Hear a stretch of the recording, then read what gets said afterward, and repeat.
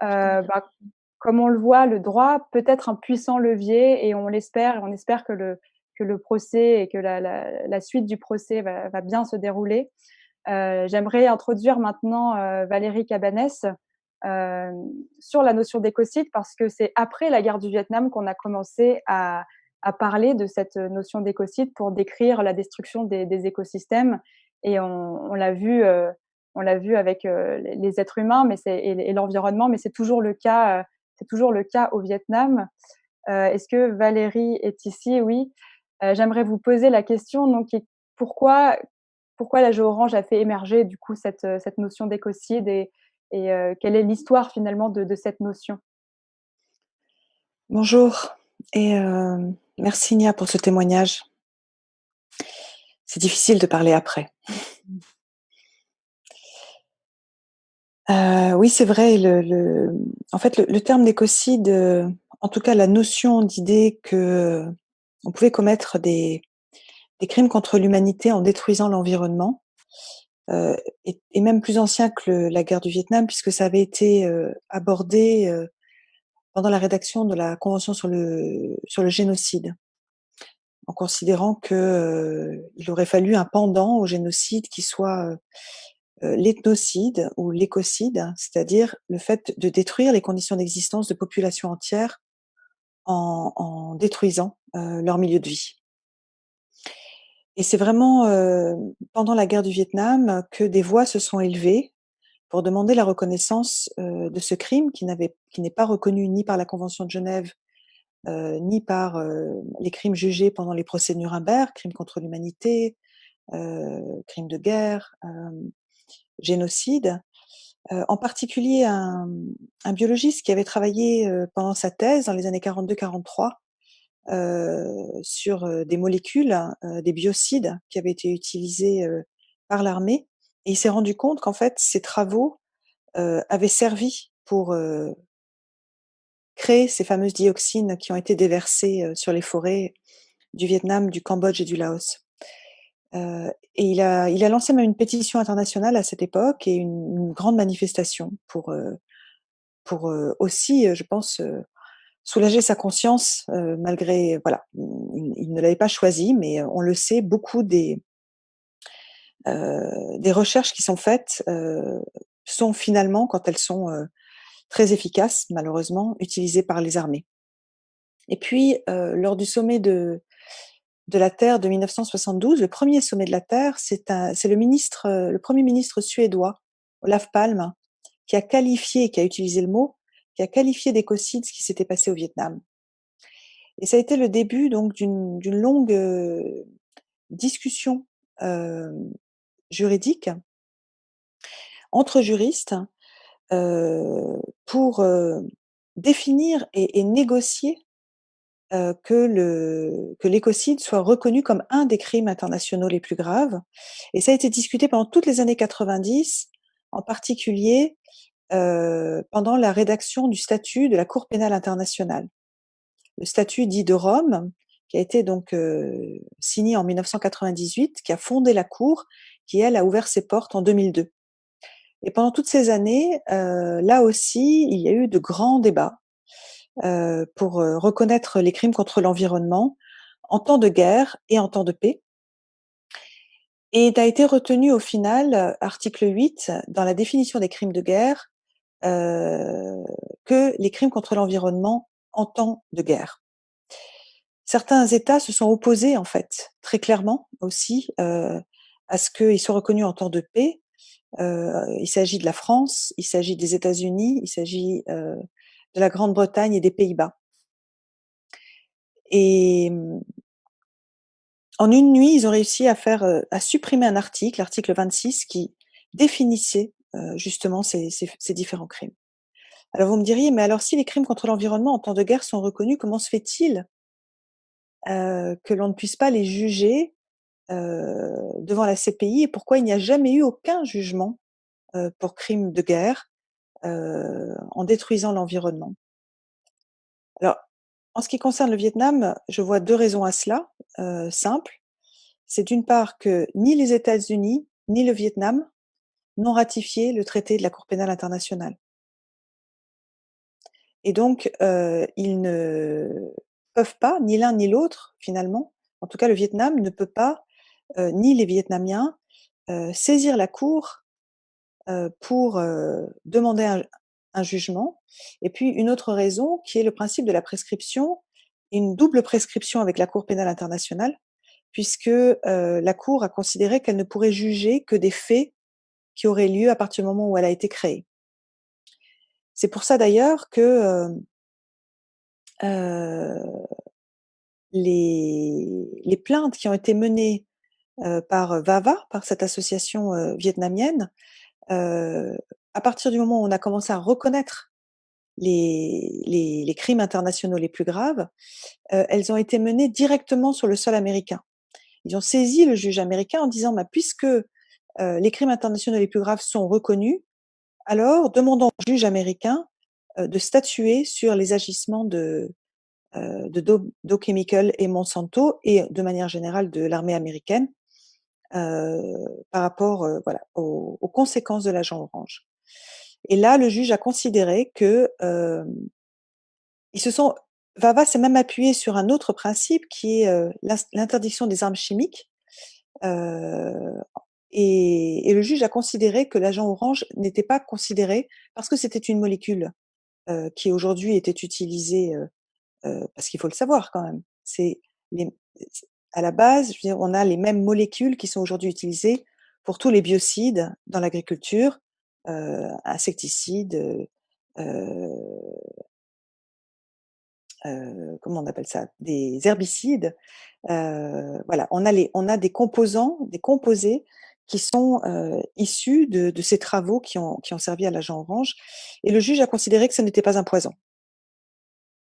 Heu, donc non-lieu. Il a stoppé l'affaire. Cela étant dit, l'armée américaine, les vétérans du Vietnam et pas seulement les Australiens, des Néo-Zélandais ont pu, eux, être indemnisés pour les conséquences de l'agent orange sur leur propre santé. Puisqu'il faut savoir aussi que les GI ont été aussi, impactés par l'agent orange et eux ont eu, des indemnisations extrêmement importantes. En revanche, les Vietnamiens, les Laotiens, les Cambodgiens, n'ont jamais pu, défendre leurs droits. Donc je suis, très admirative du combat de Nyang et puis du travail de William Bourdon et de son équipe d'essayer d'amener ce sujet effectivement en France. Je crois que c'est de toute façon, même si le procès sera probablement très long, c'est de toute façon un symbole extrêmement fort, un signal extrêmement fort qui est envoyé et qui est concomitant avec, toutes les plaintes, qui sont, enregistrées partout dans le monde contre Monsanto et maintenant Bayer, pour, les conséquences sur la santé de l'usage, de leurs molécules dans le civil.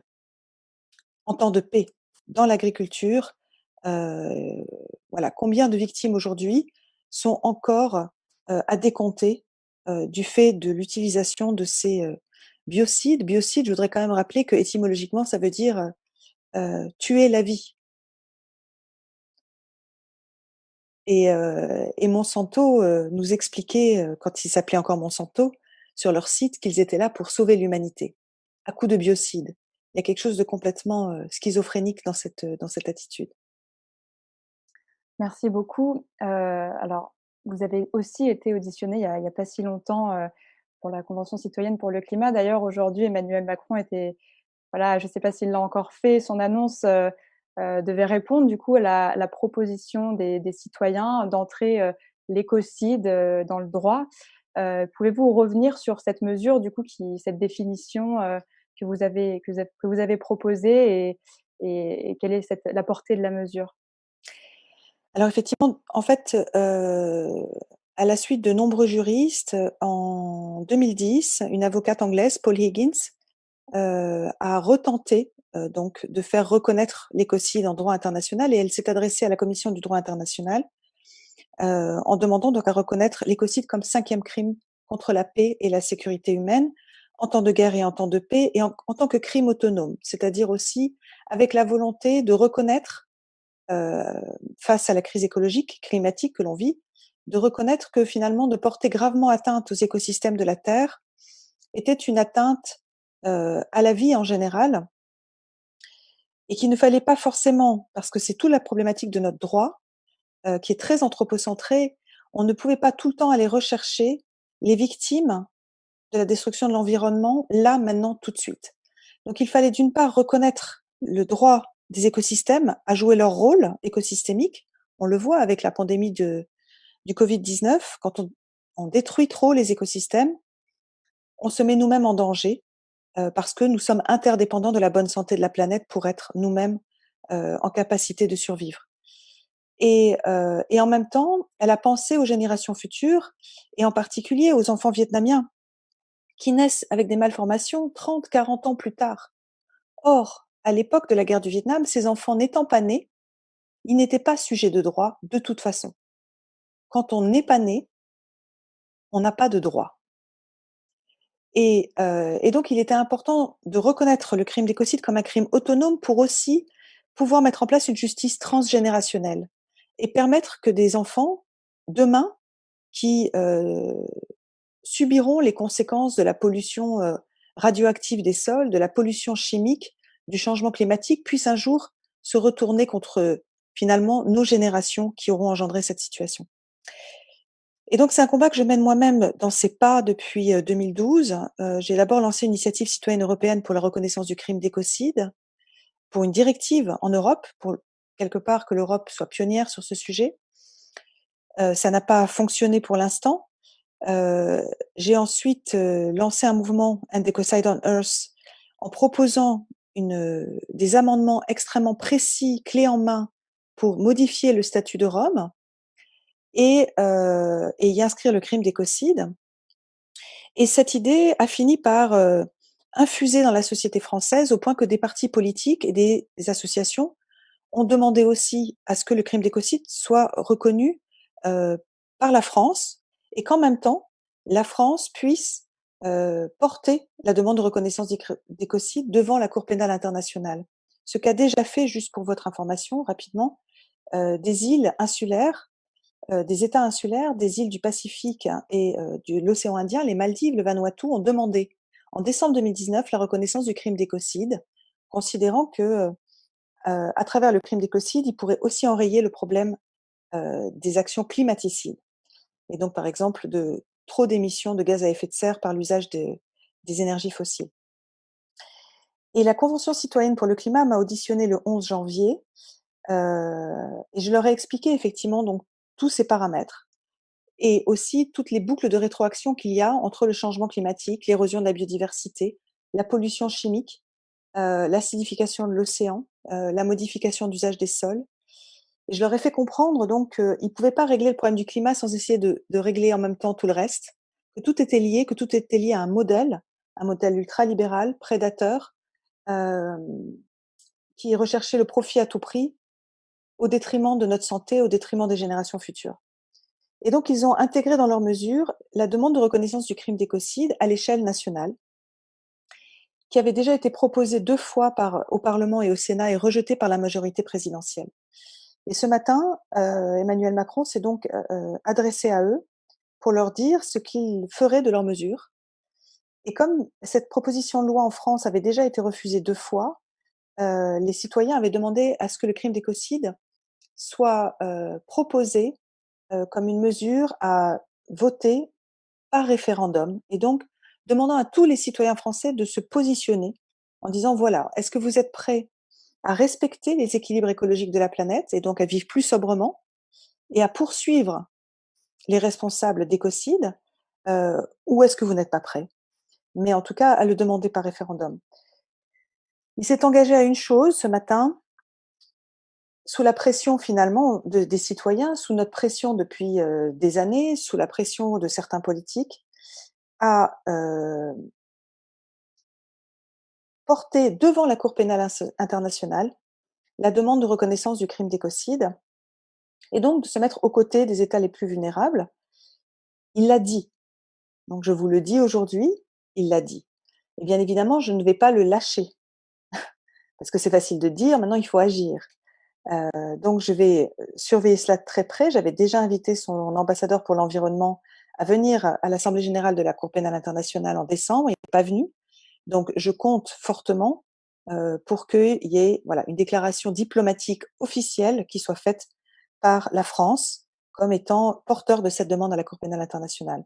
Pour ce qui est du crime d'écocide en France, il considère, sous les conseils de sa ministre de la Justice, que la définition n'est pas encore assez ficelée, et donc il demande à ce qu'un groupe de suivi, un groupe de travail soit mis en place pour ficeler la définition et ensuite voir si on la présente à référendum. Et là, c'est pareil, on va suivre le dossier avec les citoyens de la convention, parce que l'idée est qu'il ne faut absolument pas que l'esprit de la définition qu'ils ont proposée soit trahi. Cet esprit de définition est extrêmement important. Je vais vous le résumer en 2 mots, si vous voulez bien, si j'ai le temps. D'une part, il s'agit, de reconnaître la responsabilité pénale des dirigeants économiques et politiques pour, l'encouragement ou le fait de d'agir, de façon à impacter gravement des écosystèmes en franchissant ce qu'on appelle les limites planétaires.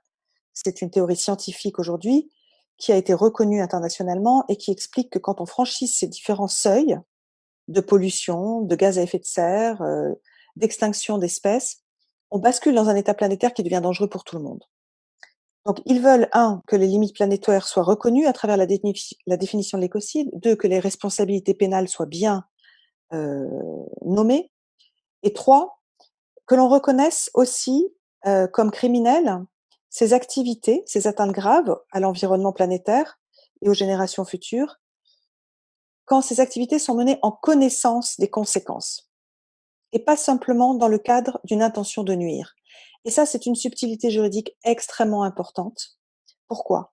Parce que ces multinationales, comme Monsanto, comme Bayer, comme Dow Chemical, les grandes compagnies pétrolières savent depuis des décennies et des décennies la dangerosité de leurs produits et de leurs activités. Les compagnies pétrolières, on le sait, on a eu les documents internes de certaines compagnies, ont même financé des campagnes de désinformation sur le climat, sur le changement climatique, pour continuer à exploiter les énergies fossiles.